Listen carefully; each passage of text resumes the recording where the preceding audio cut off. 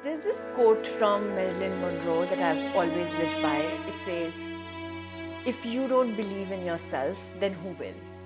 I think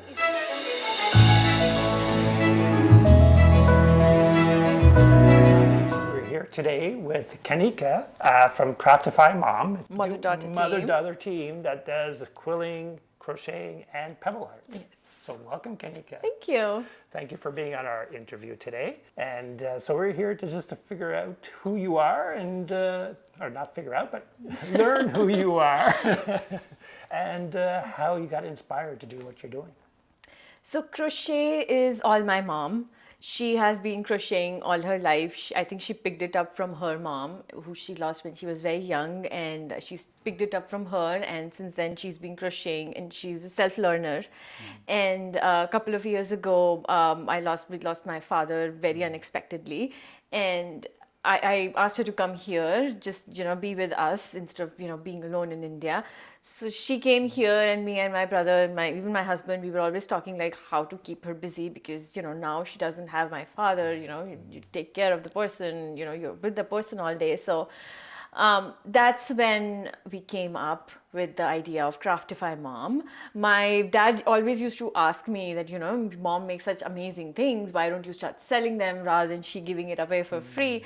So, as gifts and stuff. So that's when, me and my brother, we were like, okay, let's try to start something. And we didn't know where to start. I mean, starting a business online, I found it very difficult and kind of daunting because I am not really a tech person. So what happened was we were one day in Saint Laurent Mall and there was this store that said, oh, shop local, handmade. And my brother's like, you should go in that store and show them mom's products. And I was a bit hesitant, but I still went in and they said that, we have an online platform, try selling there. We have markets coming up, virtual markets. If it works out, then, we'll give you table space. That turned out to be Ottawa Artisan Store. And we did sell with them online, and by chance the market was just like a couple of days later, and I did my first market with them, which was the fall market. And my mom made these pumpkins, like this big pumpkins. And we had like 10 or 12 made first just to see how it goes. And within 24 hours, we were sold out. Really? Wow. And then I remember going around the city, getting more yarn. And my mom was also excited. And we knew that we have, touched upon something here. Right. And then a couple of days later, Andrea, and she offered us space in Bayshore Mall. They were opening a new store there. And we have been in Bayshore since day one, and we continue to be. And that's how Craftify Mom started. Oh, so interesting. Wow. It's funny how it moves from just, just walking into the mall and happen to fall onto that, right? So That's true. That's excellent. Thank you. The other side of Craftify Mom, you have another life in a sense. So can you tell us how you manage to, what you do in your other life and how you manage as well to do this side business? So I am a financial controller. I am a CPA. I work with American Express GBT. We moved to Canada 5 years ago, and I've worked with Deloitte and another company called Harris Computer within Ottawa. And then a few months before, I started with Amex. And the job keeps me busy, and I love doing what I do. I'm having spent so much time getting my CPA. I like doing the public companies accounting and everything, and there are a bunch of teams that we have. Other than that, I also volunteer with Epilepsy Ottawa and Jewish Family Services. I'm a board of director with them. So there's a certain amount of time that I've dedicated to that as well. Then, of course, I am also a part-time homemaker with teamwork with my husband. Both of us, we love decorating the house, making sure it's always neat and clean and always presentable, even if we're not having anybody at home. But we're really fond of, how our life has turned out, thankfully, here in Canada. I think the fact that I've been able to start, my own art within Craftify Mom is because I have that kind of support from my family, especially my husband. His name is Yash. He's a realtor. I should mention that. He's right now showing some houses. We'll put the link down below. Thank you. So yeah, so it's his support. You will always find him, supporting me with the markets, setting me up, going to the malls, stores around the city, helping me, stock stuff, and merchandising. He's very good at all that. So that support comes from him. And quilling is something that I've been doing for like many years. Like when I was younger, I was really into making cards, and it's really easy with quilling because you don't have to buy new materials. You can just cut the paper and then do some quilling on the corners of the card and write something in the middle, and that just makes for a pretty card. So I used to make a lot for my friends and family. Over the years, when education took over, then job took over, I obviously stopped at the time. But then I think when we had Craftify Mom, I thought, okay, I should get back to some kind of art form. And quilling was the natural first one, that this is what I want to do. And then I also do some Pebbles art, which is actually kind of a story because I had this, Yash says, I have this weird habit of collecting stones wherever we go. So I collected them from Banff. We went a couple of places in India, bought it from there. And then in Florida, in the South Beach, Miami, I remember picking up some sand. And it was more like a memento of that place. And I thought one day I'm going to make a scrapbook or something with this. I don't know what I'll do. But eventually, when I was doing the art, and my mom was doing the crochet, I think in the end of 2021, once Christmas was done, and I wanted to learn a new skill. And that's when I saw, other artists, what they were making. They were doing this very interesting art with rocks and sea glass and all of that. And it was very interesting to me. So I started researching more. And that's when, and it took me a few months actually, because I didn't know where to start. I found something called tumbled glass. So it's basically a bunch of glass. You put it in this tumbler. I have it, I'll show you. And you put it in a tumbler and it tumbles for a couple of days and it makes this really pretty smooth glass. No sharp edges. Exactly. And it looks, sometimes it comes out very shiny also. Like it's really pretty. And I remember I didn't buy the tumbler at the time. I just bought some of the tumbled glass. And the moment I held it in my hand, I remember saying, okay, these are going to be gorgeous birds. That's when the birds and the pebbles art, I started that. And I have received very good feedback on that in terms of how we have priced our items, how we come up with the birds sitting in on a swing and, things like that. People are able to relate to it. It's very family oriented kind of an art that I like to do. Because it's also inspired from our family, because I'm very close to my family too. There's a backstory to the exactly. What's on, and I think people are able to relate to that. So that's why that's been, I've received very positive feedback on that, and I continue to come up with new designs. It's a bit difficult because of the limited amount of shapes you have. But yeah, that's my journey and my life with you. So. Yeah, and that's why we have these interviews, because we love to hear the story behind what you see a picture, and at least this gives a background to where that image is coming from. That's great. Thank you for sharing. With all these products, and you want to sell them now, like you said, you're already with Ottawa Artisans, the great, wonderful online stores and stores in the malls. How else do you promote your products, like online or on Etsy or in markets? What's your strategy, and which ones do you find work the best? So I promote them a lot on social media. I am pretty active on Instagram. I am still learning to, make my Instagram better and, have a better outreach and naturally build up more following and, more, eventually more sales. One thing that I am working on right now is my own website. And I've been meaning to do that for 2 years now, and I've been procrastinating. But yeah, that's something that I want to definitely do in the next couple of months, that finish off my website. I do sell on Etsy, but I have to be honest, I've not been very successful on Etsy, just that online business. I get like maybe one-off order a month, and I know people, other people who crochet and have, smaller items that you can mail out for free. I know other people are doing it a lot better, and I'm trying to learn. I think one key thing that I've learned is photography. Photography, pictures of the products, like not just the product, but someone maybe wearing them, how practical it is, the utility of the product. These things are very important. It's important for them to imagine themselves Exactly. having it, right? That is something that I have not reached there yet. That is something that I'm supposed to get there at some point. Because you have so much time on your hands. Exactly. But other than that, I think my best sales come from one, stores. Two is the markets that I've done.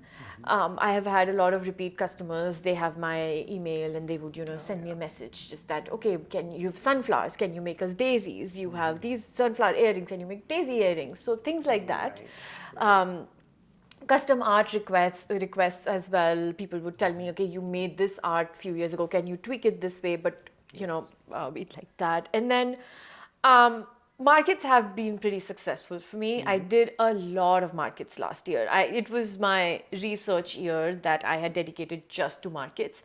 And this year it's not the same because now I know which markets work for my products, which markets work for me, and where I need to invest that time and energy.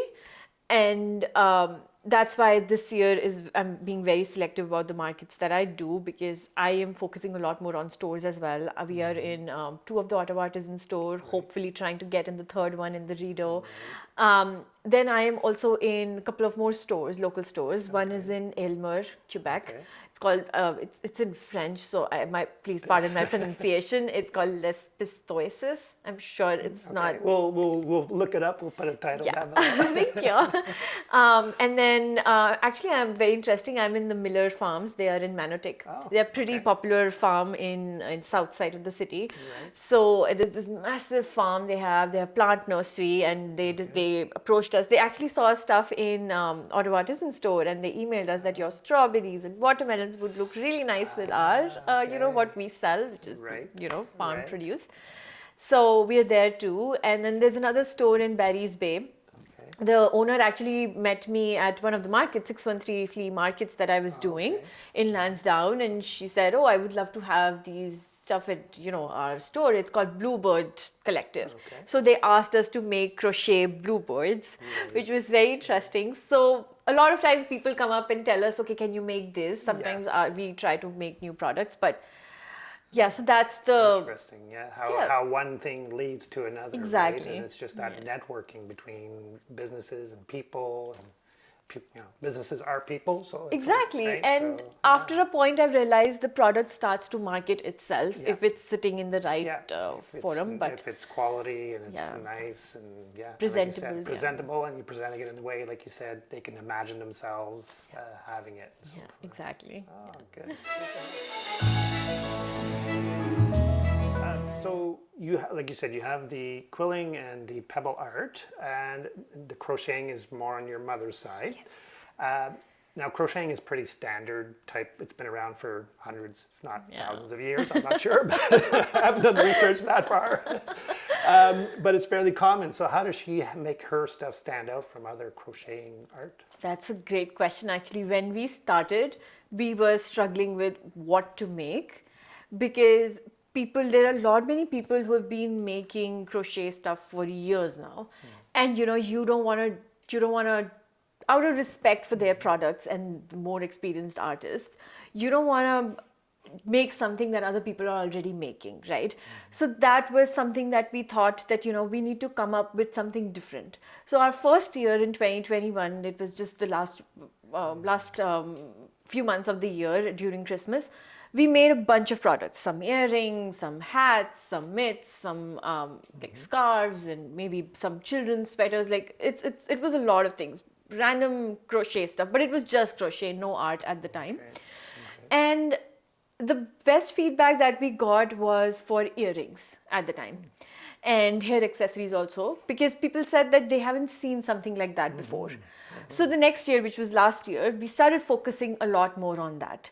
And the best feedback we have received was for strawberry earrings. They are by far the best sellers. I have never had a week in the stores or any market where we haven't sold strawberry earrings.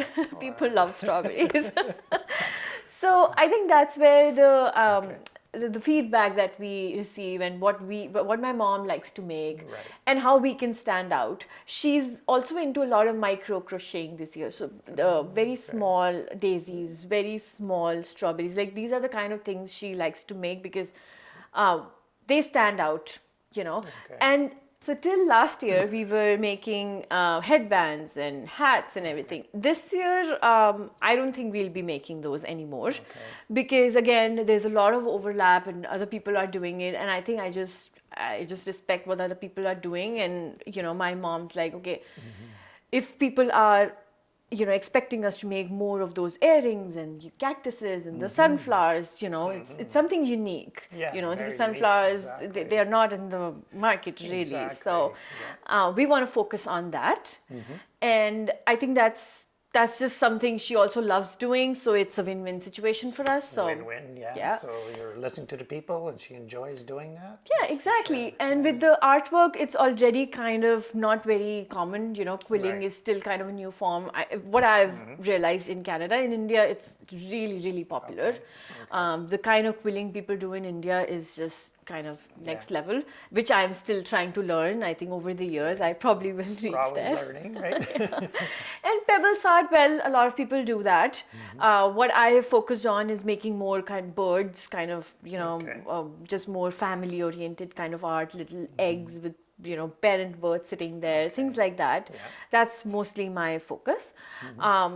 Yeah, and if, people have more feedback for us and, they have more ideas, we are always looking up for that too. So Right, yeah. And it brings out the artistic side of things, not just making scarves and Exactly. hats, which is not, I mean, you can still be artistic, but this is really different and unique. So, with your experience with all of that you've been doing, for other aspiring artists out there, what would you say? What kind of advice can you give them if they're starting out, or if they're they're working and they're starting, they have a hobby and they like to bring this over to a side of business? What would you advise them? there's this quote from Marilyn Monroe that I've always lived by. It says, if you don't believe in yourself, then who will? I think if you believe in something and you're really passionate about something and you feel that, there's something you can create, even if it's not just about the art, even if it's like Ottawa Artisans platform, it was just created something, some because this wonderful lady, Andrea, and she had this passion about, creating something locally. You want to add to the community, you want to be a part of the community. I think if you have that kind of passion, you should believe in yourself and you should just go about doing it. I am just, as a person, I'm kind of relentless. I don't give up on things, even if there's there's not that the kind of positive feedback that I would want to see in the first year, because I didn't even know what we were doing. We were just making stuff and trying to sell it. And the feedback was, there was some positive, some, okay, we've seen this before. What are you bringing new to the table? So I think don't get discouraged by that. First couple of years, in fact, are very learning kind of years. By the third or fourth year, you try to figure out, if you figure out, okay, this is what I want to do and this is what's working for my business, this isn't working for my business. Secondly, I think everybody takes inspiration from others. Because we live in this era of social media, you know what other people are doing, you know what other people are making. And if you look at something and you feel, okay, one, this is amazing. Two, I think I can make something similar to this, or take an idea from this and then make something out of it. Like, I'll give you an example. One of my former colleagues, she's into sewing and she makes these beautiful scrunchies and tops and everything. So she is learning crochet, and last week she sent me a message, if I could learn even half as much crocheting as your mom, I'd be so happy. That is a big compliment for me. Someone is taking inspiration. Right. And I think we should all continue to learn from each other. And if someone is making something similar to what I make, I would be the first person to cheer them on, that, okay, go for it. It's not hard, you can do it. And then we're all a part of this community, cheering each other on, especially because most of us are, these are women oriented businesses, women owned businesses. And the one thing that we need right now in this era is women cheering for other women. Right. It is so important. Right. So I think for all the aspiring artists, I'd say just go for it. follow your passion, and it's not going to be easy, but it's going to be worth it. Yes. Great answer. I can't ask anything else.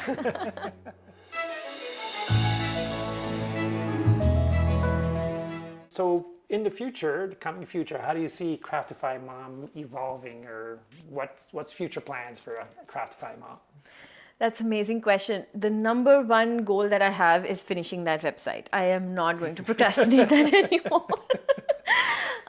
That's the biggest goal. I think we are going to continue to make our bestseller products and try to bring in more innovative products this year. I've been trying to think of more Christmas based jewelry and decorations this year. I'm still thinking of ideas, and if anybody has great ideas, please let me know and we'll try to make something out of it. Leave a comment down below. Thank you. But yeah, that's the goal. Yeah. Making our business more visible online is something that I've been struggling with, and I'm trying to research more on this. I'm trying to follow Instagram, they're influencers, or they're kind of Right. teachers, mentors who teach you how to make your business more visible online. And then there are YouTubers also who teach you all these things. So those are the kind of things that I'm working on right now, while my mom is continuing to crochet. Thank you for sharing your experience, your having us come into your home and see your art and how you make it. That's been fantastic, and we love hearing your story. We'll leave all the descriptions down below for your shop, your Etsy shop. Try to get that boosted a little bit. Thank you. Help you along with that, as well as all the other links of your social medias, contacts, Facebook, Instagram, and whatever else you might have. It'll be all down in the description. Of course, subscribe to the channel if you want to see more things, more interviews with people like Kanika and other artists here in the local area, Ottawa. A lot of them are linked with the Ottawa artisans. Again, that link will be down below as well, so please be sure to check that out. But again, Kanika, thank you so much for letting us meet with you and knowing your story and sharing that with all of us. Of course. Thank you so much for having me. It is absolute honor to be here, and I wish you guys very best of luck for your future interviews and your this channel. I'm sure it'll do great. Thank you. So that's a wrap for this interview here on Makers Unleashed. So please, if you found this interesting and helpful, please subscribe to our channel so you'll see more of these type of interviews with local artists, as well as hit the like button, because that helps our algorithm and we'll be able to show this video to more people. So we appreciate all your help we can give. And of course, if you have any suggestions, as Kanika has said earlier, please leave comments down below, or if you have any questions or concerns, please let us know. So stay tuned for the next video, which will be coming up in the next week. We try to have a video out at least once a week. And again, thanks again for joining us here at Makers Unleashed. Thank you. Flag. That was funny. So loud. To do that on your face. Weird. You're doing great. I mean, I'm just sitting here. Good. I am loving this. Let's keep going.